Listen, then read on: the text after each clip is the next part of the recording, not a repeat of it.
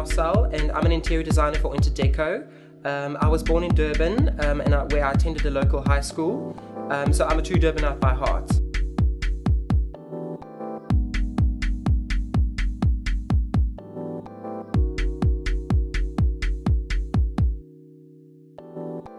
I've always been very lucky to have a talented and creative family with a wonderful group of friends, also very creative. And Durban being such a vibrant and bohemian place to live has really inspired me and my creative output. I wanted to be a teacher, but I think I got more excited about having a pretty classroom than actually teaching anyone anything. So from a young age I was always fascinated by building blocks and putting things together and then visualizing the final outcome. So I always knew that I wanted to be involved with houses. People assume that being a decorator is as easy as putting pretty fabrics together and choosing colors to paint a wall. But the truth is that there's actually a fine line between being a professional interior designer and just having a good eye for design. Every thought process starts on a piece of paper where it then grows into a fantastic concept. And the trick is to actually tell someone that you don't know that it is good. So not only can we call ourselves decorators, but I think lifestyle designers as well. There will certainly always be a market for interior design. As human beings, I think we are all drawn to what appeals to us most. And more people are upgrading from smaller homes to larger homes, trying to reflect their own individual style and individuality. Detail, I think, from everything from the trimming on a lampshade to the piping on a scatter cushion, small details like that should not be obvious but should be right. And then of course I think scale and proportion, as they both relate to size and shape, and then colour, which of course enhances the atmosphere of a room.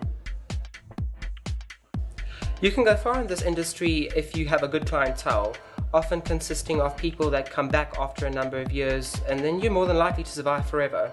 I found that people like consistency and always ask the same questions, but as an interior designer it's important to express individuality to each client as an individual.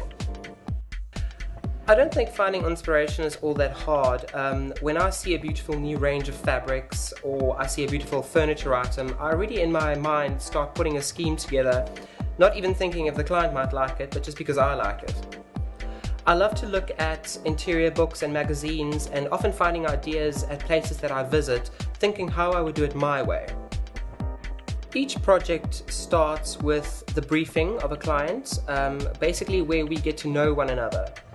And then we go back to the office and we put aside a few things that we would like to use as a concept, and then we present, and on approval the manufacturing starts. A project can take anywhere from about 2 to 4 months depending on the size of the project. And once everything in the quotation is ready for delivery, we spend time putting it all together and then hand over on the completion. I'm very fortunate to have been involved with projects not only locally but also overseas. And some of the highlights being working with clients in America, England, Israel, and recently finalizing a job in the Seychelles. The right college is very important because it gives you the good grounding that you need to start off with, because without the good grounding later on, I think you'll tumble and fall. Style Design College not only teach interior design, but also encourage each individual to nurture their own flair and creativity. They also taught me the practical skills that's necessary to translate those design ideas into reality. Students trying to kickstart their careers should really try and get jobs, even as volunteers, because experience does enhance you as a person and will look good on your CV. To be an interior designer is to be full of creativity and artistic vision. However, you must be able to clearly relate your ideas to others. So always remember that you're only as good as your last job, and no matter how small, make it count.